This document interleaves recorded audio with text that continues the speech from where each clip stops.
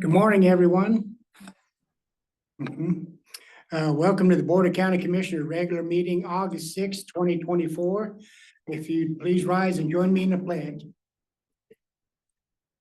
I pledge allegiance to the flag of the United States of America and to the republic for which it stands, one nation, under God, indivisible, with liberty and justice for all. Thank you. Any additions to the agenda? Yes, we're gonna add Chris Stewart, emergency man, for the update on the current creek fire. When the agenda was put together, we didn't know if the fire would still be going and didn't want to add to Chris's burden.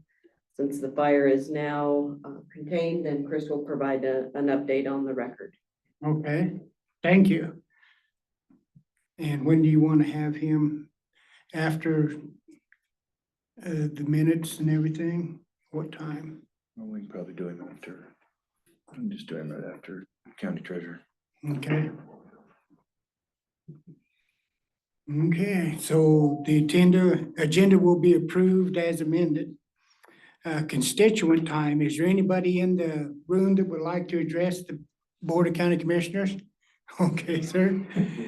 Go ahead and come on up, state your name and address for the record. Morning, gentlemen. Ken Schaff, 1205 H Lane, Delta, Colorado. I just want to bend you guys' ear probably about a sore subject out there on G Road and G50 Road. And I know we got three of the worst intersections at the highway right here at the bypass, and you guys are working on the one at Sawmill Mesa Road, but it just doesn't seem to resonate. We had a neighbor the other day, lost about 150 foot of fence. Some are doing 50 miles an hour, some are doing 70. I got passed by a white Camaro here, 2 weeks ago. She hit the railroad track so hard that the muffler is still laying out there off the side of the road, close parts of her car. She had to be doing 70 miles an hour when she passed me. It's really gonna cause a fatality. Somebody's gonna get killed out there. I've grown up out there, and the problem is they just don't seem to slow down. We've got a highway built. They're not using that. They're using the county road for a highway. But I'm talking with some gentlemen who are a lot further up that ladder than I am. They actually had a simple solution, very cost effective. It's how to slow traffic down on Sawmill Mesa Road or G Road and G50 Road. And that's put three-way stop sign in at 1250 Road and put a three-way stop sign in at Deer Run or at Townsend. One of the two, either one of those intersections are bad. People are constantly nosing out there and almost getting their nose taken off. And not paying attention, or somebody's just, they don't see. So, you know, and I come down 1250, I can't even turn out 1250 Road right now from my driveway. They miss the first turn off, they take 1250 Road. And by the time they hit the top of the hill, where our driveway's just down, they're doing 60 and 70 miles an hour. And we've got those trees planted in there. So it's just a matter of time before we have a real bad accident. You know, I understand it's not the county's fault. The bypass was built and everybody decides they want to use that, but I think the county can slow some traffic down by just putting a couple of stop signs in out there. And the other issue is, you know, growing up my whole life, those fields out there, sooner or later, they're gonna roll over and be corn. In 1250 Road and G50 Road, you're gonna have corn on both sides, on all sides. There is no way anybody's gonna see past that. And they know right there, that renegade, they knows out past that, we're gonna have a big problem. Like I said, sooner or later, it's gonna be a fatality. The neighbor down there, Chino Farms, Tim Corey, he just lost his fence again. And those guys come around that corner. I don't know if they figure they can do 70, 75 and hold it, but sure enough, we're losing fences, and we've never lost one fence until they started using that for the bypass. Not one. So that kind of tells you the story of people coming in. We constantly get passed by one car every other day down through there doing 60, 70. Yesterday I came in, I did some business over at the planning department. I passed 26 cars going westbound. When I went back out to the west, I passed 24 cars coming the other direction. That was at 11 o'clock. And that's short time frame. I can sit down there and tell you right now, guys, that there's days we've counted over 2,000 cars going down that road. So, you know, maybe the county can put some stop signs in and slow some traffic down out there for us. Ask Mr. Taylor to provide a little bit of a patrol when those stop signs go in, if they do go in, and I think we'll stop about 50% of the problem that we got going on out there. And it's not just there, they hit Dubs's place and them corners down there. We've lost fences down there and everywhere else. It doesn't seem to resonate that you need to slow down. There's people that live out here. Use the highway if you want to do 70. Let the people live out here be safe, please. How'd they do? We know it's an issue. We've had the discussion several times. So, And, you know, part of our problem is that, you know, if you get on Google Maps, it's gonna tell you to take that route because it's the shortest route. no, So- and I don't disagree that it is a problem and that you're not created by the county. It was created by a different entity. All I'm asking is, hey, throw a couple stop signs out there and slow them down. Whether it's a Google map or not, by the time they finally figure out there's some stop signs out here and this is not a faster way to get to the highway, they'll start using it, you know? Engineering has plans in their office now to rework the intersection at Sawmill Mesa and G Road. Yeah. And the plan is to put some stop signs in there, so. And that would help tremendously. And part of it, I'm speaking for myself, the other part from my mom and dad. And God bless the world, dad gets on the road anymore, but you know, gotta protect mom. That's just the way it is. And she is so deathly afraid to come in that way now. She's willing to try to go out and hit the highway. And at 85 years old, I'm not so sure we want them on the highway either. So anyhow, you know, it's just a thought, put a couple stop signs out there and start slowing them down. Let them know that, hey, if they have to stop twice, once at Deer Run Road or Townsend and once at 1250 Road, they'll probably start going down the highway where they should be. So, Okay, thank you. you bet. Anybody else in the room that would like to address the board? Anybody online, Lindsay? Okay. We'll continue on with the county clerk, Terry Stevenson. She's absent, but So she left the minutes for the July 16, 2024 regular meeting. Any additions, changes, deletions? Look good to me. I have none. Thank you. Okay, and here's her signature.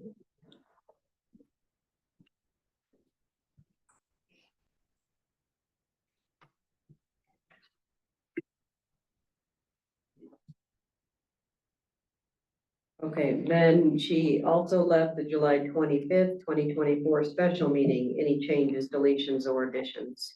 None here.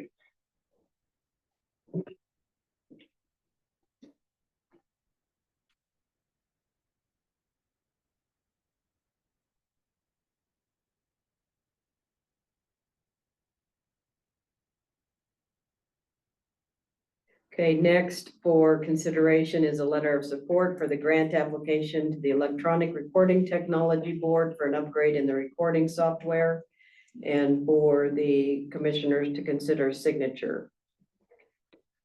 I'll move that the board approve the letter to the Electronics Recording Technology Board in request of the grant. And the board sign. I'll step down and second that. There's a motion and second on the floor. Any further discussion? If not, all those in favor say aye. Aye. Aye.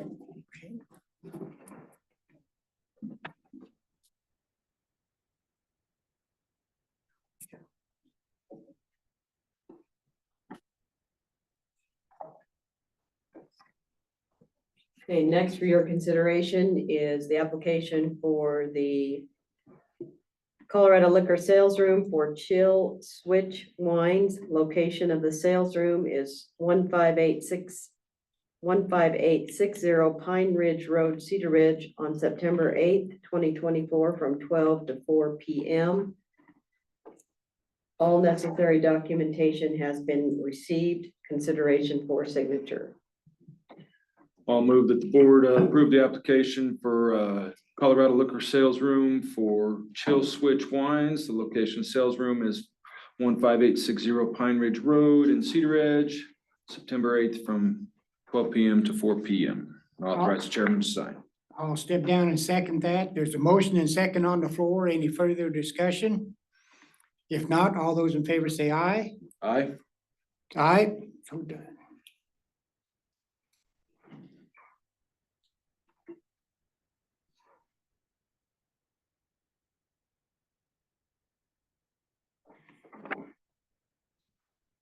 Okay, thank you. Next up, Commissioner Business. First on the agenda, we have County Treasurer Lisa Tafoya, resolution canceling uncollected property taxes. Good morning. Good morning, Commissioners. Robbie. This morning, I'd like to present a resolution for the annual cancellation of uncollectible property taxes. The accounts listed on the report you received consist of 5 properties that have been reflected in the county's records as unknown ownership. These accounts have been researched by my office, and the findings have been confirmed by GIS and the assessor's office. The first 3 accounts, the ownership has been identified and reassigned to the appropriate owners. The 4th account was identified as a mapping duplication and has been corrected. The last account, which is 24000, was identified as BLM ownership and has been updated. The total uncollectible amount is $24,152.14, which includes taxes, interest, and fees. The total uncollectible taxes is $15,255.10, as reflected on the presented resolution. The resolution number 15. Number 15, okay. Just out of curiosity, dollars and cents wise, where were we last year? You remember? A lot less. This is one of our higher years. That's what I was thinking. Yes. Okay. I'll move that the board adopt resolution 2024-R-15, a resolution canceling uncollected property taxes. I'll step down and second that. Motion and second on the floor. Any further discussion? If not, all those in favor say aye. Aye. Aye. So done.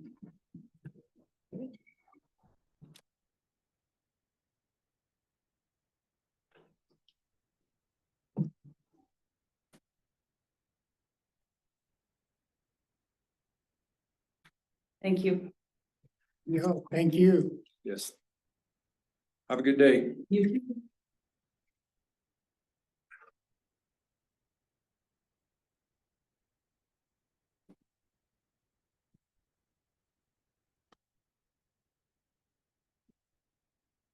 Should we go ahead with Chris? Yep. Fill in soon, yes, sir. Morning, Commissioners. Good morning. Good morning. So Commissioner Kuntz isn't here, and I know you two are both involved in the current creek fire, but an update at the, over the weekend, we did obtain 100% containment on the fire. That doesn't necessarily mean it's fully suppressed and 100% out. I think the rain last night that came in throughout the county probably did address any remaining hotspots that we had on the fire, but containment means that they've cut hand line around the entire perimeter of the fire, worked back several feet from that line, and it's cold as a touch. And then they were just remaining crews on site probably through like Wednesday to address any of those hot spots within the fire. The FPC spoke with me yesterday, and they want to meet with the sheriff and I to turn the fire back over to the county probably today or tomorrow. 193 acres burned in total. A majority of that is on private property. It started on private property, and then as it progressed last weekend, it did burn onto some BLM land. But I'd probably say at least 90% is private property in that area. Our investigators are working with BLM investigators to try to determine the cause. We're pretty sure where it started, but it's just trying to nail down how it got started. Also address the stage one restrictions, the new process allowing the sheriff to go in and out of stage one, stage two. Restrictions worked flawlessly. It was great because working with Chris and the fire crews, getting advice from leadership from BLM and the state. You know, we discussed about stage one fire restrictions Monday afternoon, I believe it was. And the information we were getting from BLM in the state is just limited resources, and if something else broke out while they were on this fire, we were lucky because we were really the first ones on the western slope that had a substantial fire. So we got a lot of resources in pretty quickly, but they were really clear that if something else broke out, those resources aren't going to be available, that they're going to different places. And of course, the Montrose fire broke out shortly after that. So after learning that information and discussing it with everyone, 1 a.m. and fire call that we normally have on Wednesday was bumped to Tuesday. And we let everybody know that we were going into stage one, and they did a round robin with the other counties and BLM and Forest, and they elected to wait, not to go into any kind of restrictions at that time. And then the Montrose fire started up, and now Mesa County's in stage one, Montrose is in stage one. San McGill, San- Ray, All the counties in our region. Did BLM and Forest go into? BLM was wavering on if they were gonna do it partial or not, so we'll find out tomorrow. So we'll stay in stage one until we get some substantial moisture come through, and you know, I don't like to go in and out. I think it confuses people in the community. So I think we'll just stay in stage one until we get some good moisture and maybe some resources that are going to be available. So you guys both heard briefings, but resources are still extremely thin. The Bucktail fire over in Nucla is pulling a lot of resources right now. Air assets are extremely thin by. Thankfully, we were able Saturday when this fire started to get 4 single engine air tankers, like crop dusters on them, and then 2 helicopters, and that's what made a big difference with the rain. Also, if we wouldn't have had those air assets, we would have had a different fire with it in LaRue Creek and evacuations and homes threatened. They had air assets ordered en route to the Bucktail fire, and they got diverted in the last 15 minutes before they got here to the Front Range. They had large air tankers coming in and they got diverted. So it's we lost resources. Each day they were fighting the fight to keep resources on our fire. They were trying to pull everything we had, and we had the type 3 team.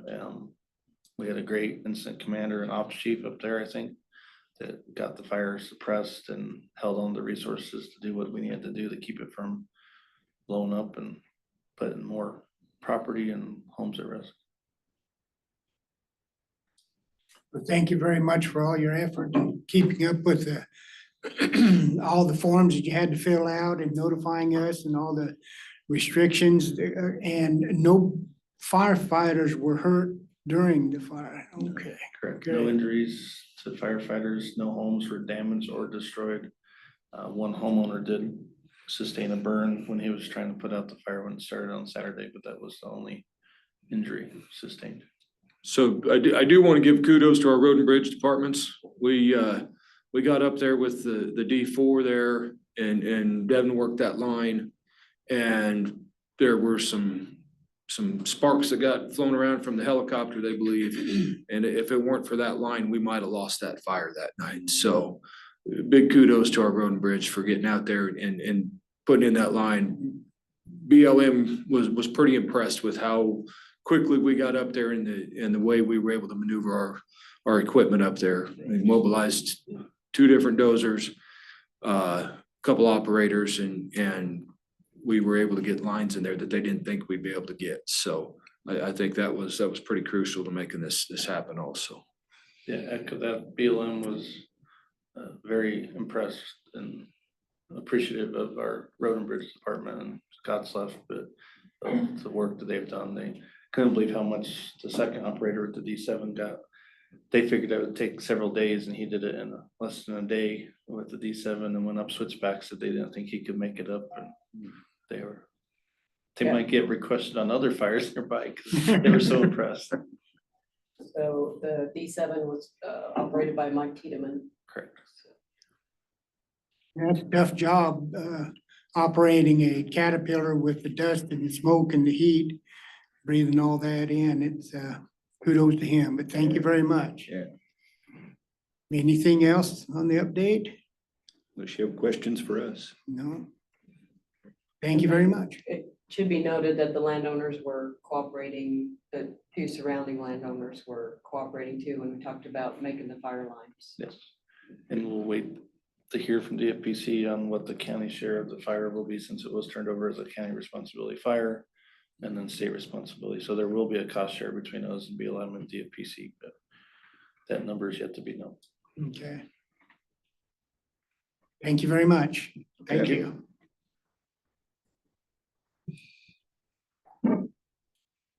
Next up is board's consideration to ratify chairman's signature on the notice to award for the Blake Field reconstruction project. So County Engineer Tim McCracken indicated that the state had sent back the one page you had signed last week for ratification. So we'll actually do the signing on the record now for improvements to Blake Field, reconstruct and reconfigure apron Delta AIP number 3080014-016-2022 and 2024. So again, this is the bid submitted by Delta County for the apron work in response to invitation for bids and instruction to bidders. Been accepted in the amount of $1,441,420.90 and for the chair to sign for K&D Construction as the contractor. All right, well, I'll move that the board ratify the chairman's signature for the notice of award for improvements to Blake Field for the apron reconstruct and reconfigure to K&D Construction out of Grand Junction.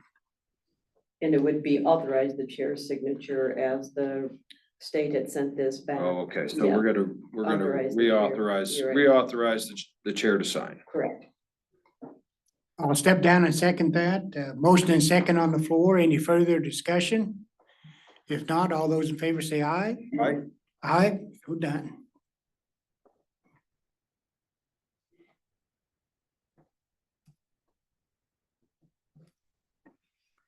Yes, thanks.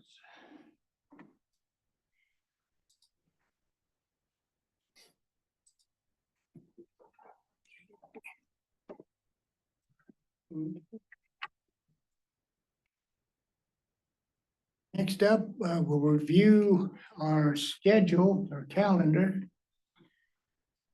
And Lindsay, So today, the Republican Party meeting, 6 to 8 p.m. at the Service Christian Church. And tonight is also the Delta National Night Out at Cleveland Park. That is a community event from 5 to 8 p.m. The Sheriff's Office and Delta PD. To join them. Wednesday, August 7th is Karen O'Brien celebration. Be attending that from 46. and that's at DeVito's. Yes. Tuesday, August 14th, the agency will hold to 4:30 p.m. Thursday, August 15th, we've on the playground at the fairgrounds groundbreaking. That's at the fairgrounds at 3:30 p.m. That is a community event. All are welcome to attend. And there is more information on our Facebook page and on our website at Delta County gov. Saturday, August 17th is the Rocky Mountain Elk Foundation banquet. The commissioners will be attending. It's at the Delta County Fairgrounds from 5 to 8 p.m. There is also that day the Hope West Gala at Bill Heddle's. That is from 5:30 to 9 p.m. Delta County is a sponsor of that event.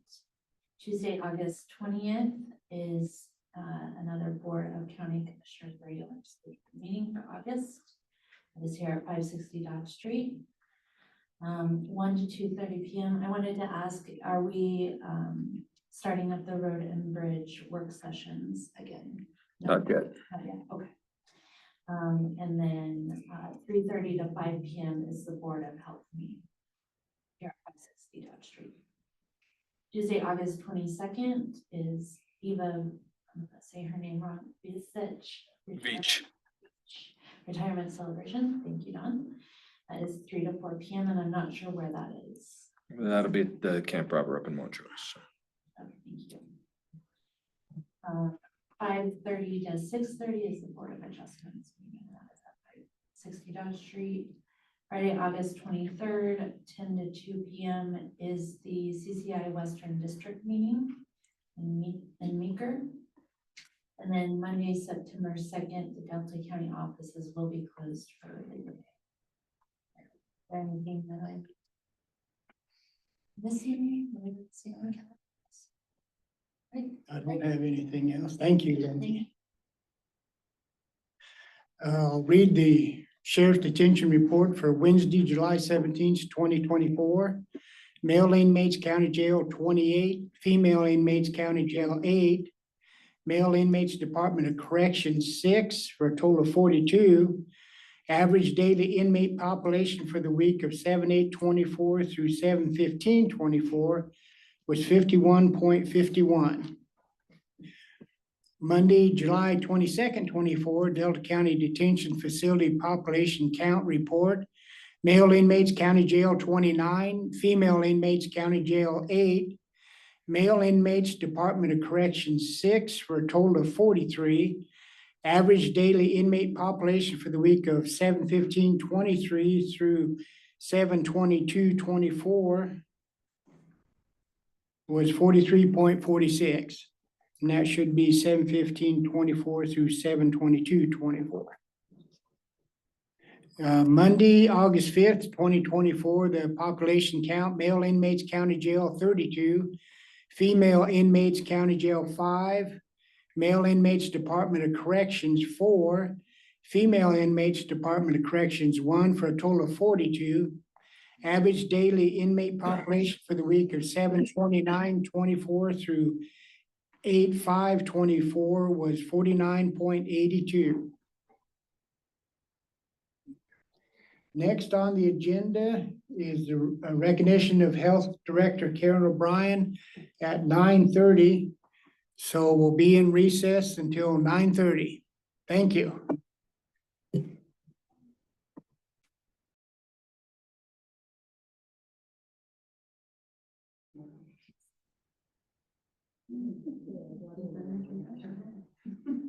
You got it on yours? Yeah. All right, I'll try it again after. Okay, welcome back, everybody. Today is a joyous day.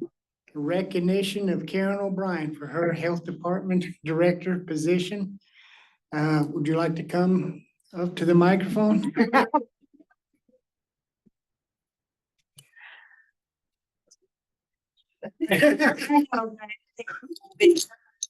I feel like I'm waiting for a medical procedure.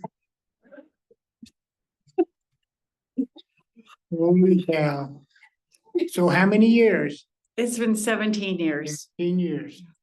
Well, we appreciate your service and your commitment and your work ethic.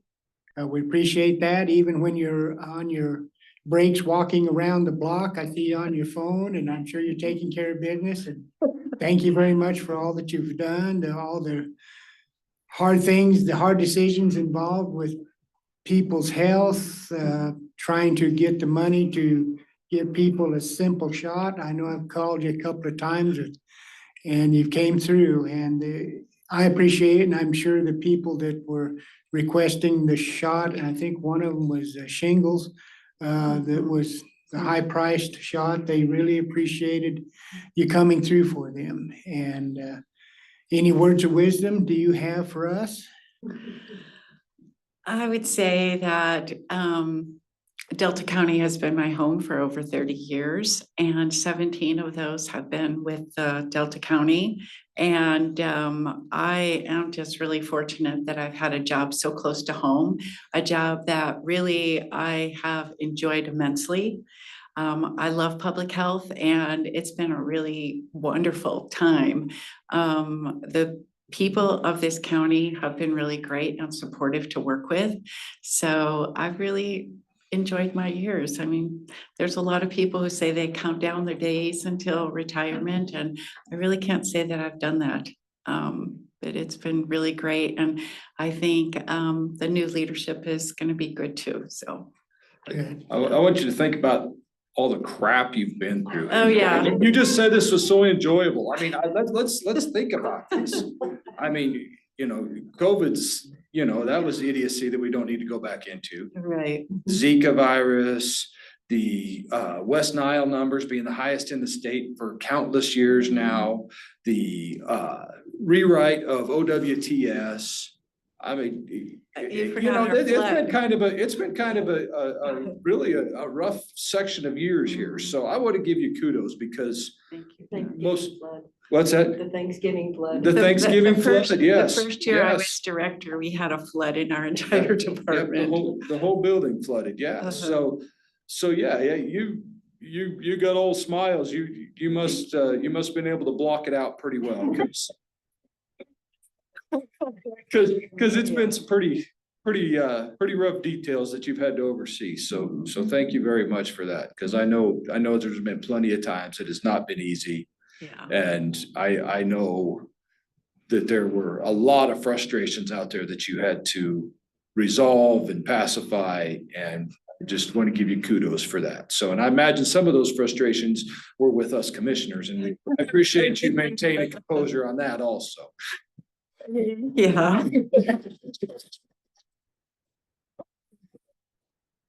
Definitely were some challenges. But all in all, yeah, you tend to look at the good stuff, so it was all good. Very good. Thank you, Don, I appreciate that. Yes, thank you. Mike and Robbie and everybody here. It's been really good. And there's a big shindig tomorrow afternoon at DeVito, starting at 4. And everybody is welcome to come there and bid her retirement. And you're the grandma of twins now, is that right? Identical twins. Holy cow. Yes, yeah. Twin boys, so they're pretty awesome and they're growing fast. So I have to go run and see them. Sure, all the nursing position or something, we might contact you. All right, Karen, you better get up here so we get your picture.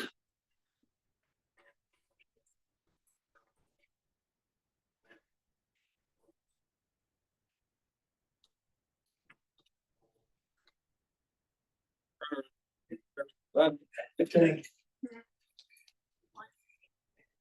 Yeah, thanks, Kira. Thank you.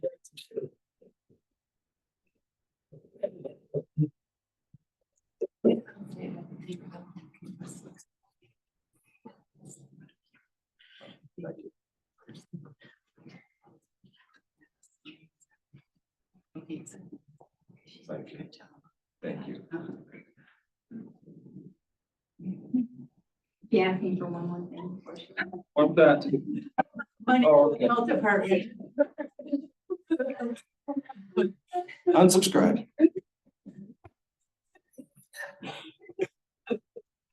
Is there anybody else in the audience that'd like to say anything? County manager, I can say that fund balance for the health department is the healthiest it's ever been. And since I've done this, the county's been for 24 years, so she's leaving it in good shape. Great. Very good. Well, thanks, everybody, for coming. We appreciate your support and See all of you tomorrow afternoon at 4. And Jackie, you weren't supposed to be here. We talked about all the bad stuff that's happening. Right. It's all sunshine and roses. Just listen to Carrie.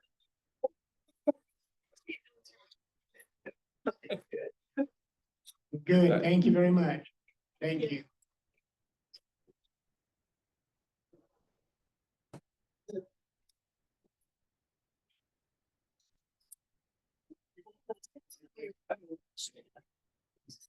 Sure.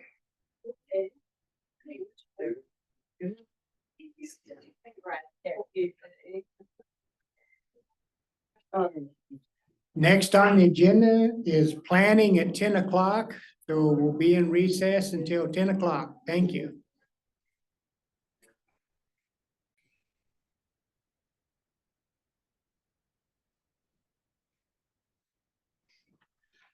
One more minute.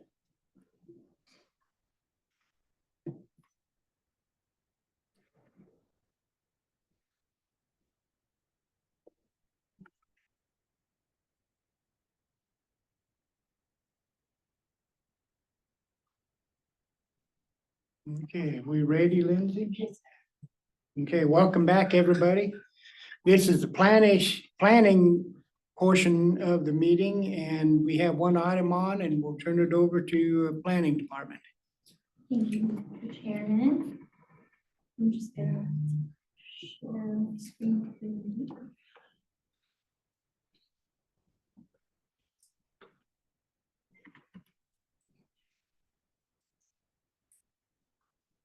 Okay.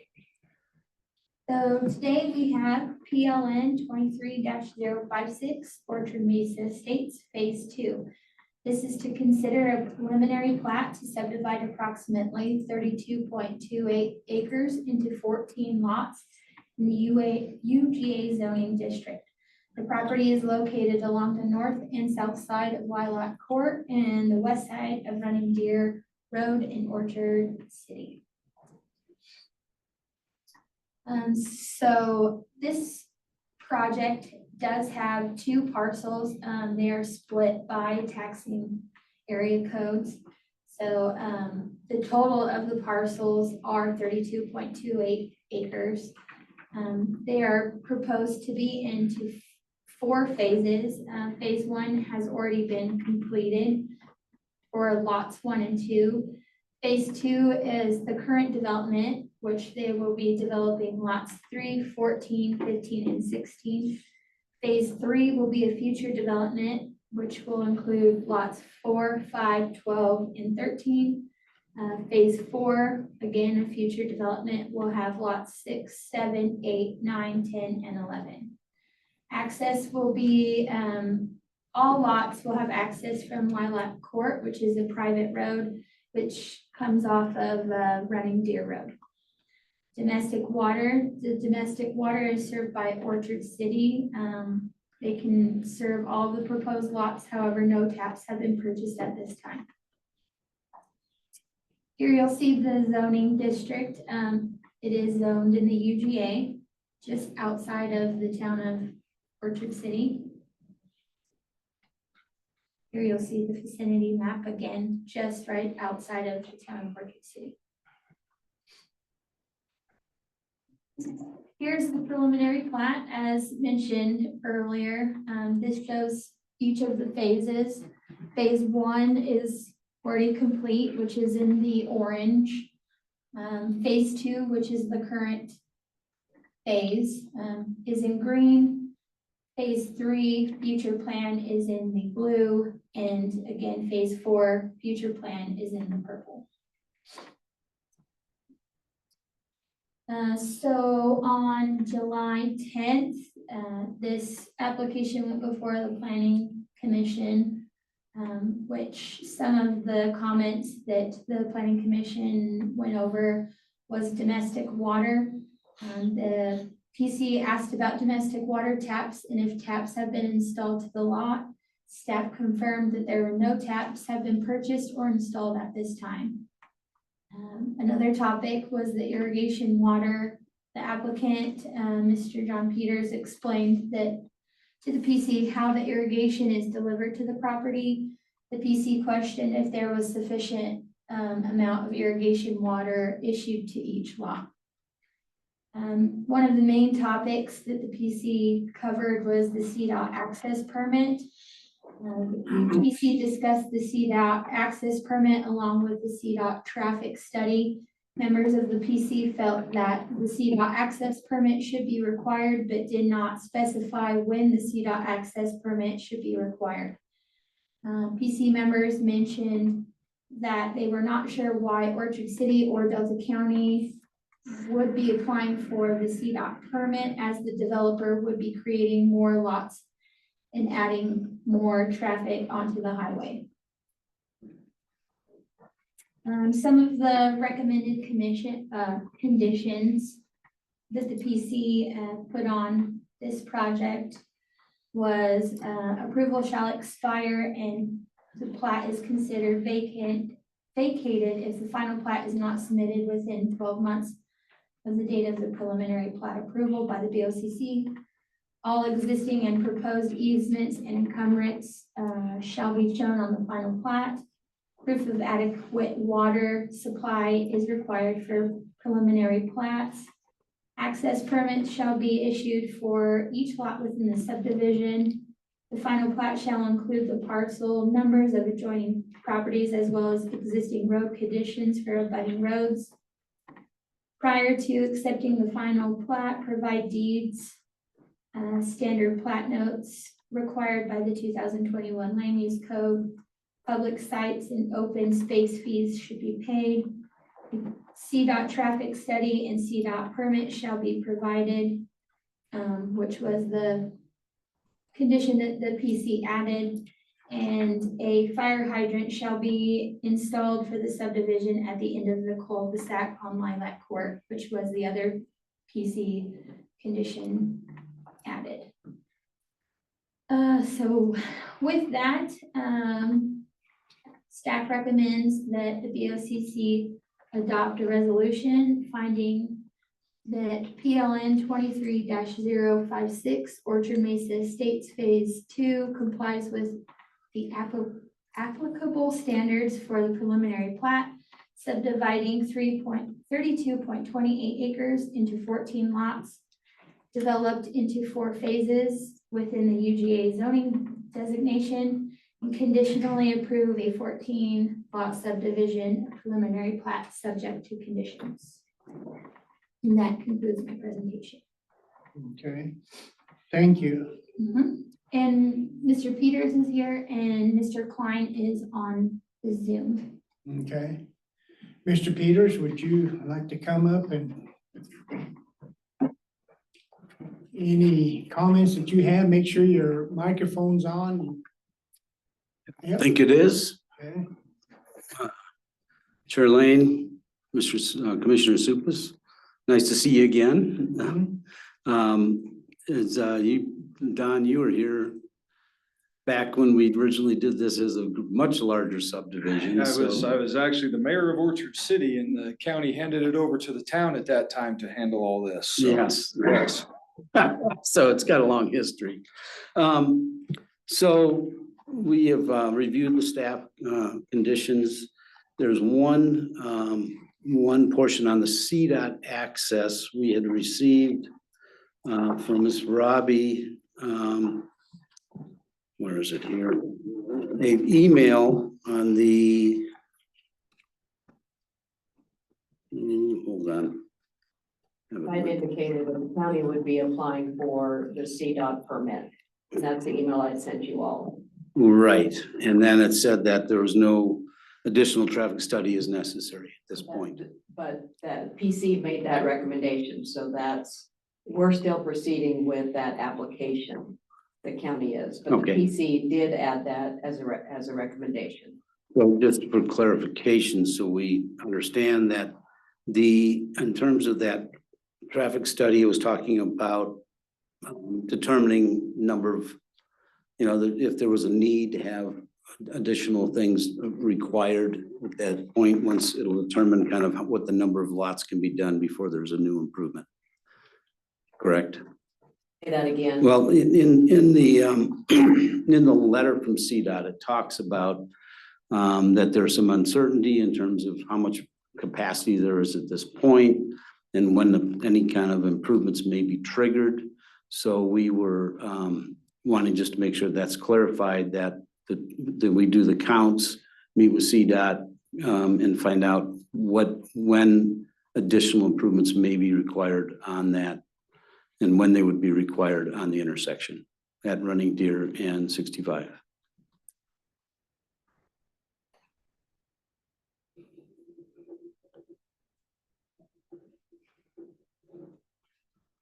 Because that is a county road, then that's why we have started that process of the application.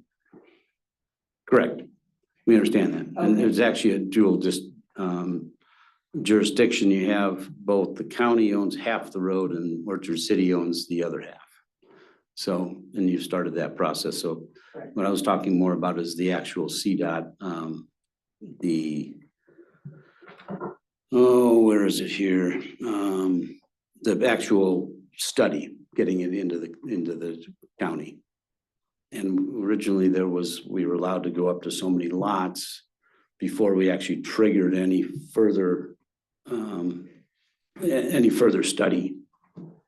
And So so, it was 5 lots, correct? correct. So on their original permit, CDOT said that they didn't need to get a traffic study until the 5th lot. So with these new lots, they would be at 6. Okay, okay. So we'll have to follow what CDOT provides then for that, as far as putting that traffic study into place. Okay. Yeah. Okay, good. Other than that, I think, So does that change our wording on It nine does, A? or well, you have that option, you have what the PC has put forward, you all can obviously make those. Well, I mean, if CDOT's saying 5 lots, they're in control of the access permit, so we should probably follow with CDOT, but is that gonna change the phasing of the project? well, it talks about 5 homes. On the 5th, once you get past the 5th home, then there would be a trigger for doing a study.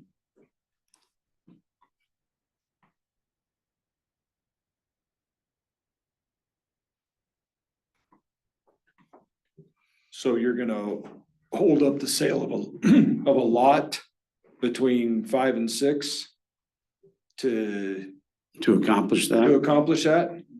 We could. I mean, that's the option of having that restricted, because you could sell all 6 lots with a restriction on that, but then you'd run into the problems of having someone just go build a house without having a permit. So we would, I think once we sell sell 5 lots, well, at that point, then we would require to go and have a CDOT study. But the one uncertainty is when we go and do a traffic count for the CDOT on Running Deer, it may not be required until 7 lots. Right? Because there's additional traffic. When we have this come in, it's at a 20% threshold when it triggers a need for improvements. And we don't, the last time we did one about 1.5 years ago, that's when the 5 lots came up. That was the number. So if we do an updated traffic count, it may be more, you may be able to do 6 lots. Don't know until we have that count done.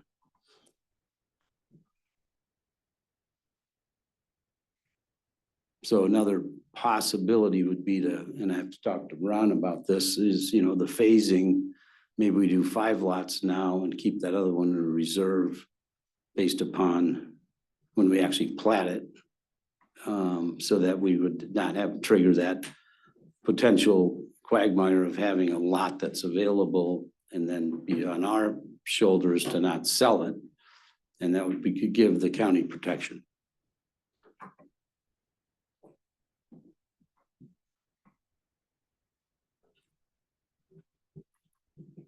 Cause yeah, I mean, it's,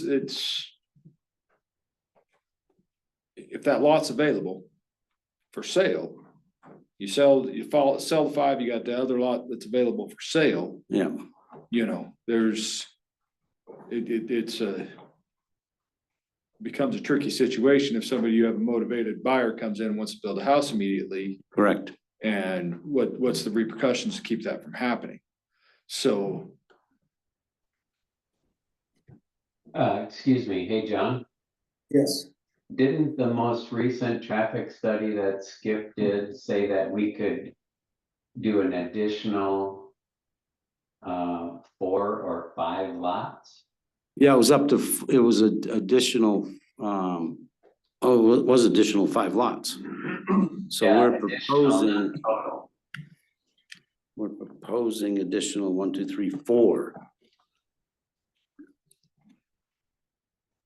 Because that's why the phasing was set up the way it is, because the traffic study supported. That was a year and a half ago that we did that. Or maybe a year ago. Which we don't have that traffic study. yeah, well, and that's my point here is if that traffic study said that and that was brought to CDOT, and then CDOT would be making that recommendation or that judgment, and then we can move forward. I just kind of feel like maybe we need to get on the traffic study so we have a date certain or a lot certain of what we can sell here. And if Skip's traffic study actually said that and CDOT agrees, then that kind of answers our question there also.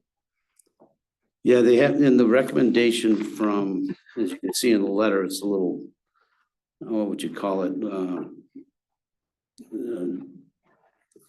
It's kind of interesting because it says CDOT access permit discussed. According to the findings, would not take effect until the 5th home was built. And then in his actual letter, it said referral.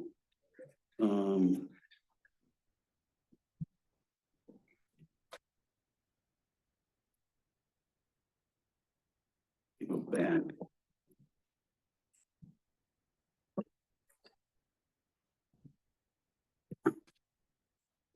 Oops.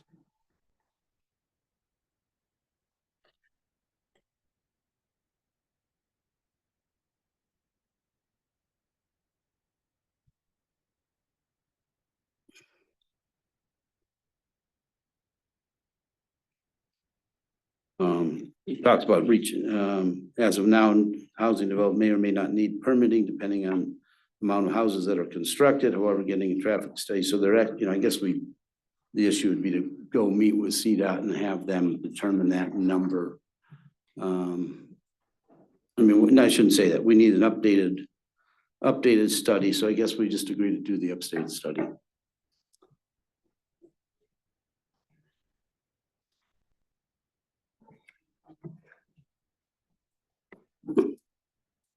Because it's right now we're at a preliminary phase. Right. And so not at a final plat. So that would be the trigger of what that number of lots. I'm just thinking, I mean, we're asked to adopt a resolution with set conditions here. And I would like, if we're gonna adopt a resolution, I'd like those conditions to be a little more lined out rather than, oh, this is just preliminary plat, we'll get it on the next one. It's a lot easier to catch it up front and kind of deal with this stuff, in my opinion. So, if it might be a matter of how we reword those conditions regarding that traffic study and how we move forward on phasing. Or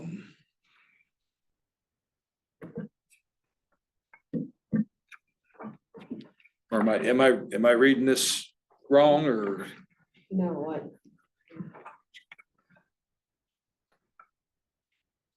Cause the communications between CDOT sketchy at best. And I think that You know, I mean, right now, I mean, everything else in the subdivision seems fairly Cut and dry. standard, Yeah. you know, cut and dry. You know, of course, we haven't talked about irrigation water yet, but, everything else seems pretty cut and dry. So I think the traffic study and how that's phased is gonna be the big issue. And if we can have that worded up front, I think it will make life easier for everybody. You want to change the wording in the resolution with the conditions? Oh, Well, just in the conditions, because the resolution cites the conditions as basically an exhibit, so. Exhibit, yeah, exactly. So if we could probably just rephrase reword the conditions regarding the traffic study.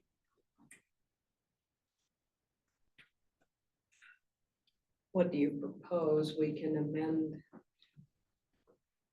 You all can amend that.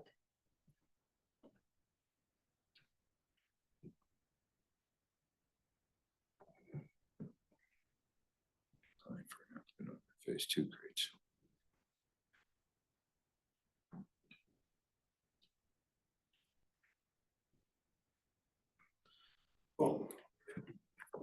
John, doesn't the letter say that the traffic study would be required after the fifth home is built? So maybe. Hang on, who do we have talking on the online here? I'm the owner, Ron Klein. Okay, thank you. We can't tell who's talking, so just wanted to make sure that we knew who was talking here, so. Okay. Commissioner, I was just suggesting that in number 9, if it said, the CDOT traffic study is required after 3 additional homes are built.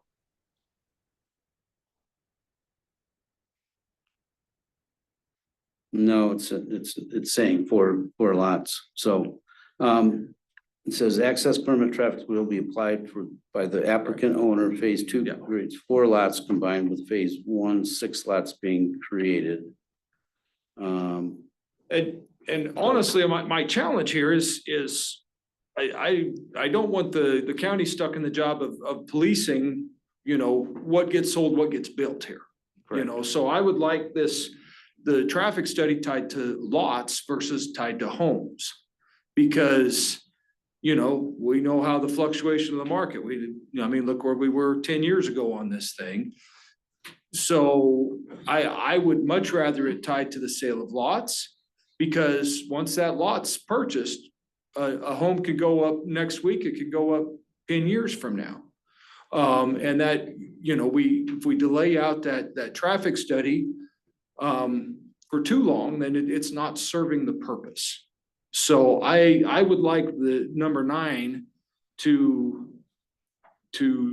have follow the CDOT's recommendation, and we tie it to the lots sold and the traffic study requirements based upon that. Okay, so then the issue is that CDOT shall be provided, but that's gonna be stricken because the county's already going through that process. On the access permit from the Running Deer to 65, that is a county road. Correct.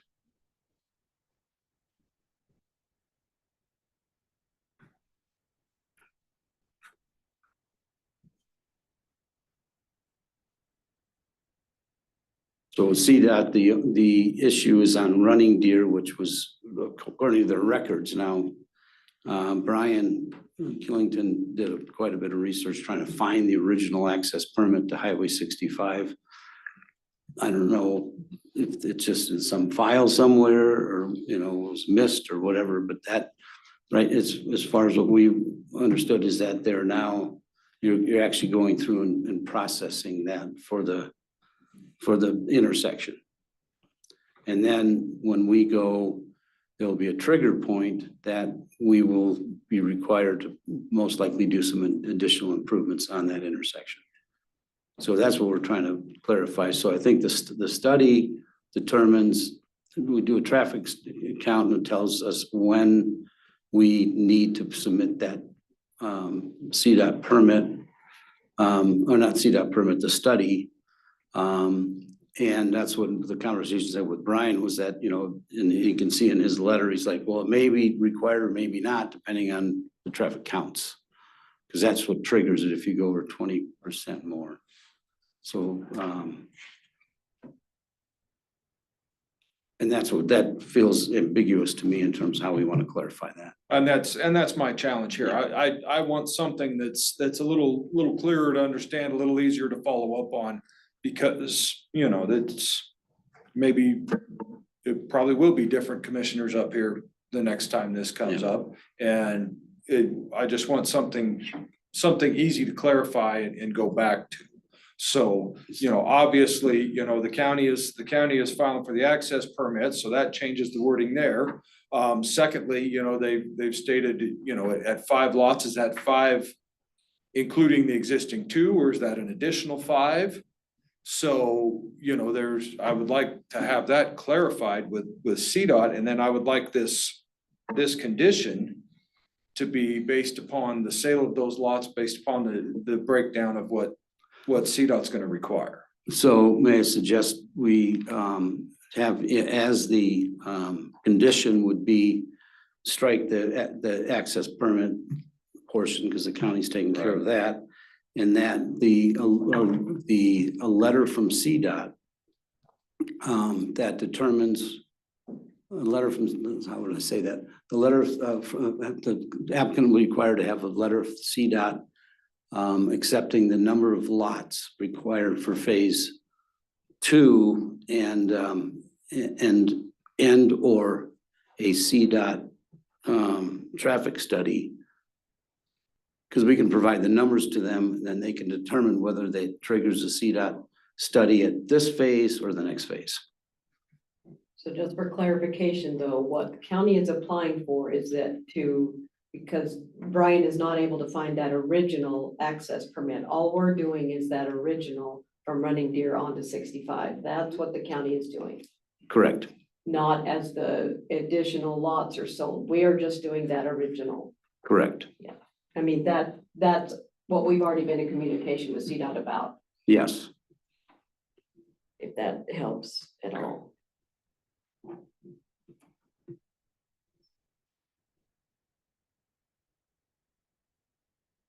So do we need to table this and get the wording correct?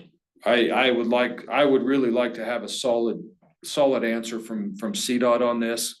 You know, the back and forth emails really don't answer that question specifically. And then, I mean, I know you went through it with the planning commission, but I'm curious about the irrigation and how much irrigation you have to those lots.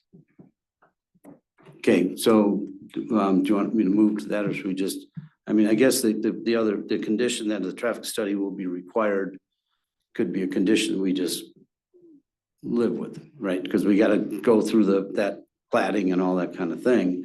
And regarding to the irrigation is there's a 12-inch piped line that goes from Surface Creek all the way through our property to the neighbors to the south. And that was built under a soil conservation grant or funding, and they placed that in, and it has distribution points along the way that have different diversions that come all the way to our property. We are the second to last user of that, and we have a water share agreement with our neighbor to the south that has when we can access the water and when we can let it go through. So, and that was a water share agreement that was recorded in the Delta County. And then we have a recorded water sharing amongst the property owners on how to use that irrigation when it's there. So they can receive water at certain times. It's 2/5 of that we have on certain days. It's been recorded, and then they can access their water, and they can fill cisterns. They can use it as they need, and on those days. How many CFS is allowed on that? It's a 2/5 of the total CFS that's been run through, I don't have the actual number in me of what that is, but it's a 12-inch line that runs pretty heavy when there's actually water. There's also an understanding that when there's no water, there's no water. And we also have another area that receives discharge from the property owner to the north, where they water a field and it enters an irrigation box that we built. And that also is used to fill the line and supplement so it's tailwater that supplements the irrigation in there as well. In the future, there's a second distribution area that comes from another field that's to the west that drains through the property. There's no lots there now, so there's no need to pick up that tailwater, and we have the rights to all the tailwater. And we have installed a system that is a gravity feed system, and we turn off a valve, it backs up, then people can just get their water. And we have reduced the orifice size at each of the lots so that they can only receive so much water out of that orifice. It's a 1-inch tap, I believe it is, and so they can only get so many gallons a minute to fill their cisterns and get whatever irrigation they can get when the season's flowing. And there's times of the year that in different drought seasons that they may not have water at all. And that's in the covenant between the property owners.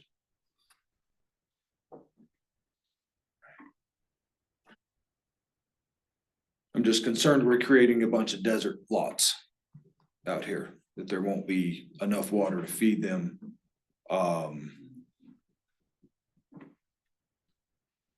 There's a lot of variables to a 12-inch pipe, so that's a challenge. And that's a lot of acreage out there, and I just get concerned we're creating a bunch of lots that'll basically be brown and ugly 90% of the year, so. Well, I don't think that it was ever the intention that those lots would be a giant, lawn and have a large irrigation. We're gonna sustain that. I mean, they have limited areas that they would landscape and other areas that they would keep more natural or rock or whatever. But they do have domestic water as well to maintain their landscape. Yeah, but that, with the cost of water and out of town tap, that's not a viable option. So that's domestic for irrigation purposes is not really an answer. Not for irrigation. Well, even for landscape, I mean, it's not, I'm very, very familiar with Orchard City water rates and out of town rates, and it's not gonna be favorable for much of anything, so.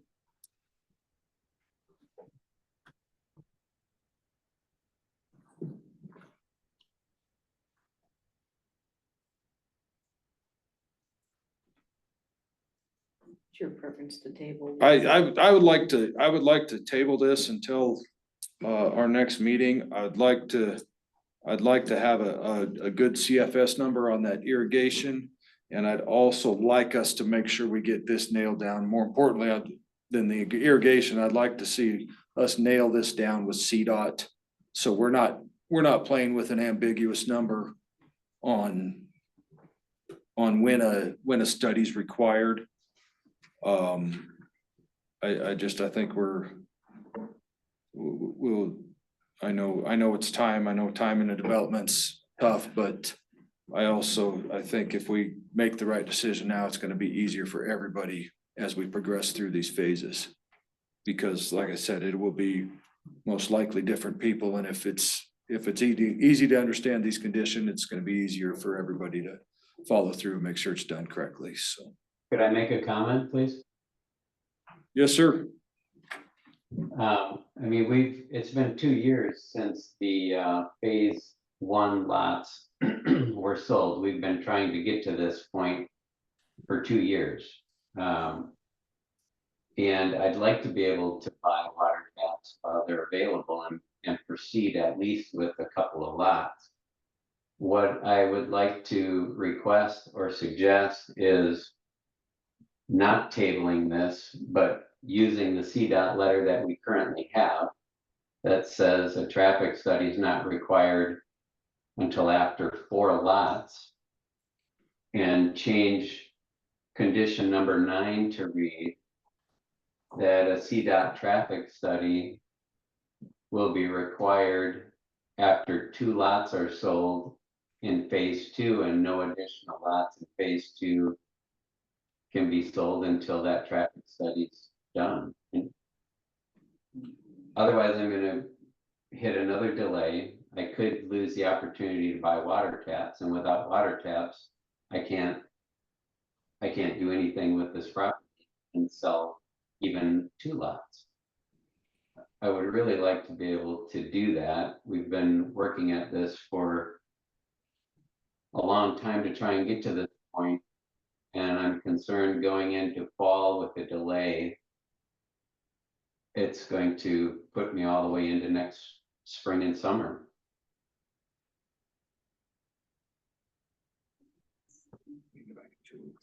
I think, we're talking 2 weeks from now. I appreciate your concern. I understand delays. It's not what anybody wants to do, and we do our best not to delay anybody. But I think for 2 weeks to figure this out and get it straightened out, it would also possibly enable you to open up for more than 2 lots. If we could wait 2 weeks, get the proper answer from CDOT and actually give you more leeway. And I don't see any reason why in 2 weeks, once we get a couple of these answers, that we can't have something ready to go. What exactly is it that we're looking for from CDOT in 2 weeks, and who's doing it then? Because I guess I'm not clear. Our staff will reach out to CDOT. We will get the specifics of lots before the traffic study is required, and then we will have that drawn into the conditions of the resolution.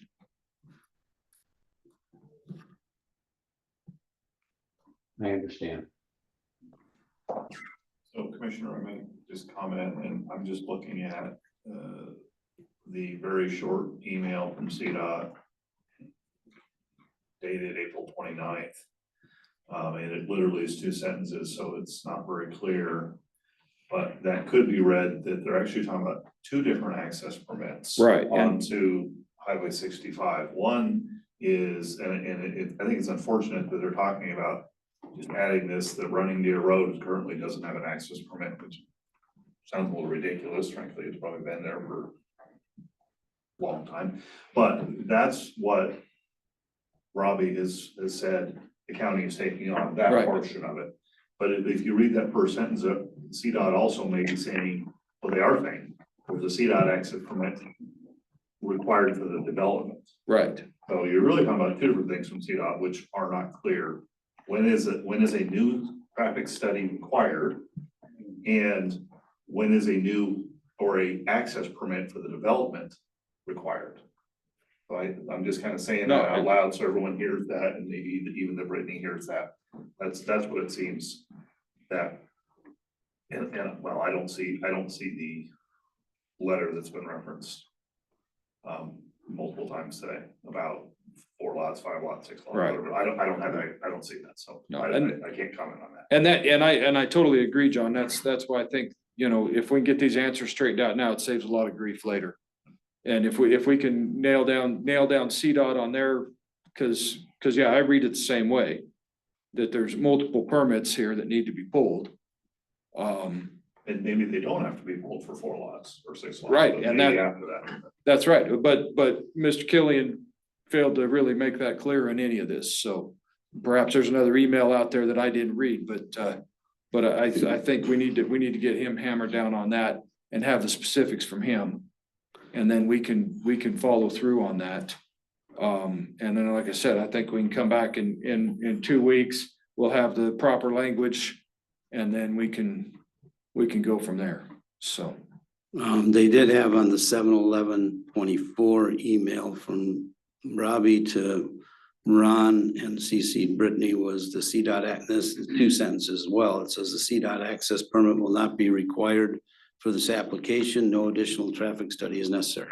For that original CDOT that CDOT mentioned, that again, some of the conversation, as I understand it from the PC, was trying to put that on you all as a developer, and I'm saying, no, that original is on us, on the county.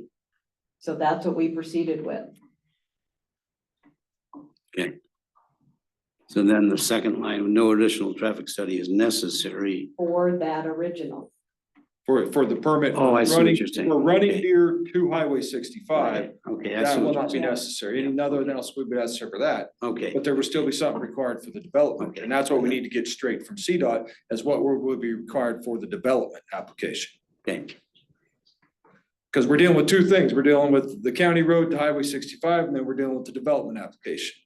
So, and once again, those two items need to be made clear in that condition also. And that's where I want to make sure that it's worded and done properly. okay.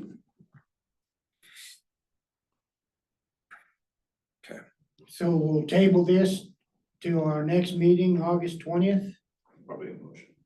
Yeah, I'll move that we table this application until the next meeting in August, August 20th. August 20th. Okay. Is that 10 a.m. again? Yes, sir. Yeah.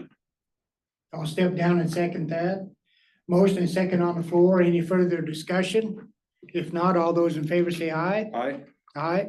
So done. Thank you. Thank you. I know it's been a long time, but I just want to make sure it's done right. I agree.